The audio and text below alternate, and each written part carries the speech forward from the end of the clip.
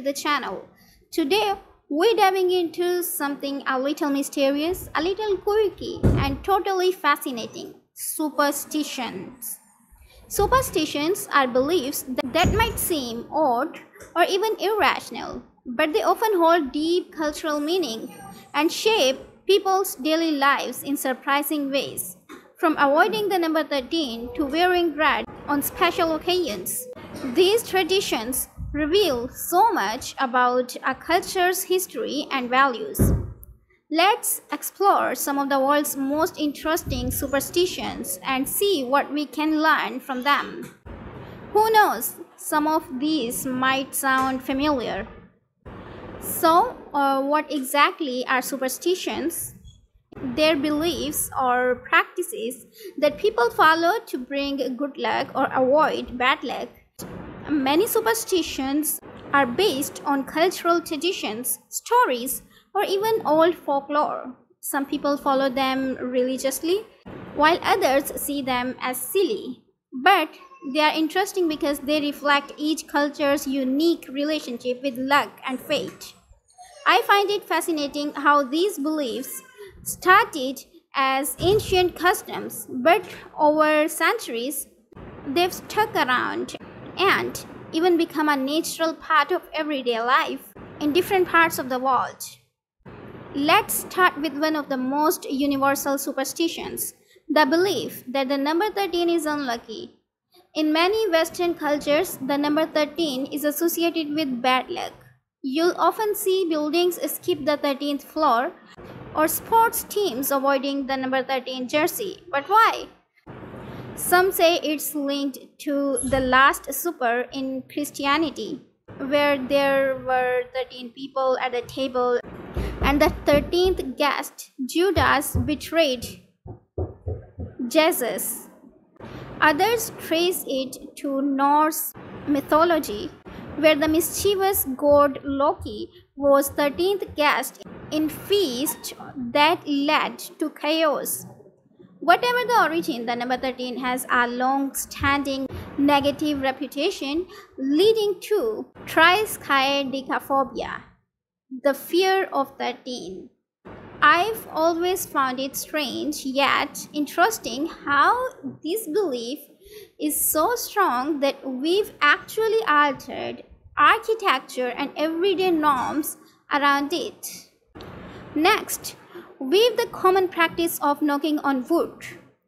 Have you ever said something positive, like "I hope I get the job," and then quickly tapped on wood to seal the luck? This is one of the most widespread superstitions, especially in Europe and North America.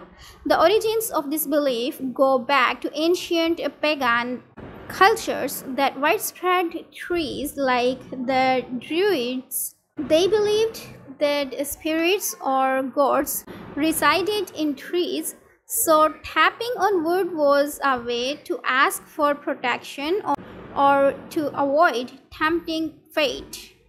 Today, it's a light-hearted way to try to ensure good fortune. Now, let's talk about black cats. In many parts of Europe and the USA, black cats are seen as a bad omen, especially if one crosses your path.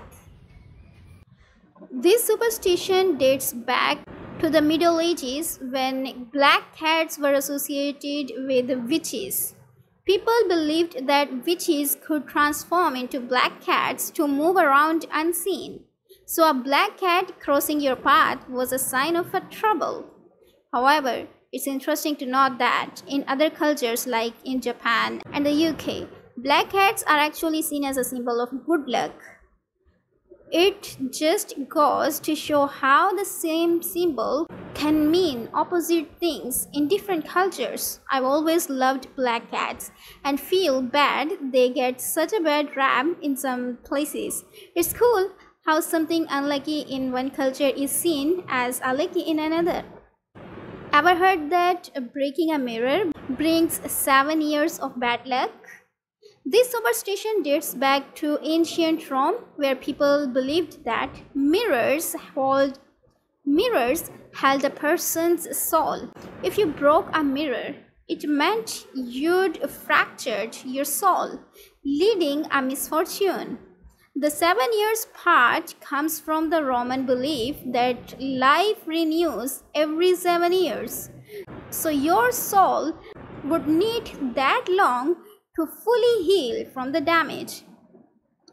Even though it sounds far fetched, this superstition is still alive today, and who doesn't feel a little uneasy when a mirror shattered?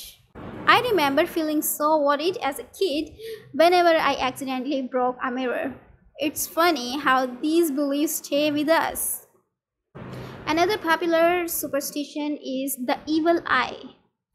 This belief is common in Mediterranean, Middle Eastern, and South Asian cultures, where people wear blue evil eye charms to ward off harm. The idea is that if someone gives you an envious look, it can bring bad luck or misfortune your way. The charm is meant to protect against that evil eye and keep you safe from negativity.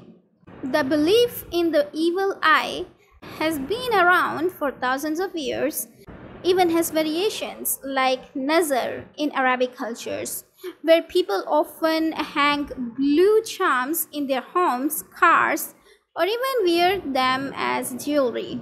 I think it's interesting how people create these little symbols to protect themselves. It really shows how much we all hope to keep negativity away.